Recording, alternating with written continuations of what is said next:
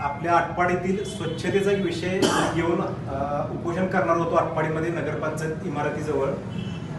आज आपल्या नगरपंचायतमध्ये माननीय युटी जाधव सर, आपले नगराध्यक्ष आणि सीओ साहेब यांनी आम्हाला इथं बोलवून काही प्रश्नांवरती चर्चा आम्ही केल्या। त्या चर्चेतनं मला त्यांनी म्हणजे मी जे प्रश्न किंवा मुद्दे दिले होते त्यांना पत्राच्या रूपातनं, तर त्यावरती असं त्यांनी सांगितलेलं आहे की 23 तारखेचं जे आंदोलन आहे हे आपण तात्पुरतं स्थगित करावं आणि आम्ही जे काय करतोय हे आपण पहिल्यांदा करून दाखवूया येत्या 26 तारखेला। म्हणजे मी त्यांना म्हणत होतो की स्वच्छतेला कमीत कमी सुरुवात झाली तर मग नंतर हळूहळू झालं तर आम्हाला त्यात ऑब्जेक्शन नाही, परंतु आटपाडीतील स्वच्छतेचा प्रश्न खूप मोठा आहे आणि भुयारी गटार जे होणार आहे त्याला बराच वेळ जाणार आहे। तर 2-3 प्रश्न हे होते की स्वच्छतेमध्ये कसा मार्ग काढता येईल। तर मी त्यांना एकच सांगितलं की येत्या 26 तारखेला रामनवमी आहे, तर आपले नगरसेवक, नगराध्यक्ष आणि नागरिक किंवा काही शाळा आपण एकत्र येऊन ग्राउंडवर येऊन एक स्वच्छता अभियान तरी कमीत कमी चालू करा। त्या माध्यमातून आपल्या आटपाडी शहरामध्ये काय चांगले बदल होतात का हे पाहूया। जर चांगले बदल झाले तर मग आम्ही समजू की आपल्या माध्यमातून एक चांगलं काम होऊ शकतंय आणि मग पुढचे टप्पे हळूहळू आम्हाला जे काय करायचं आहे कधी वाटलं होत नाही तर मग पुढचा निर्णय आम्ही नंतर घेऊ।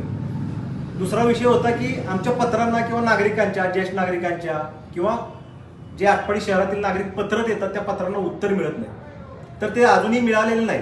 पण आपले सीओ साहेब म्हणले जे काही या 2 महिन्याच्या इलेक्शनच्या गडबडीमध्ये असेल किंवा त्यांच्या कामाच्या अगदी बिझी शेड्यूलमधनं काही पत्र द्यायची राहिली असतील तर ते आम्ही मंगळवारपर्यंत तुम्हाला देतो। मग त्यामध्ये काही माहिती अधिकार होते, काही रेग्युलर अर्ज होते, ते पत्र मंगळवारी देतो असं त्यांनी मला सांगितलंय।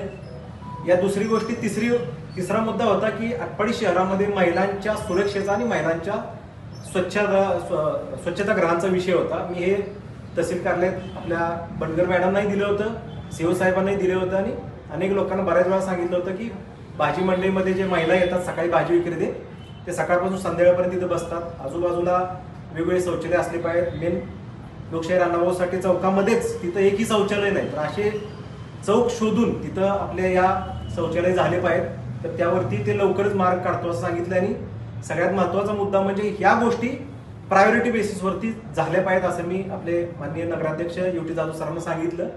त्यांनी त्यावर सकारात्मक चर्चा केली। हे मुद्दे आपण 1-2 महिन्यांमध्येच मार्गी लावू असं त्यांनी मला सांगितलं, आश्वासन दिलंय।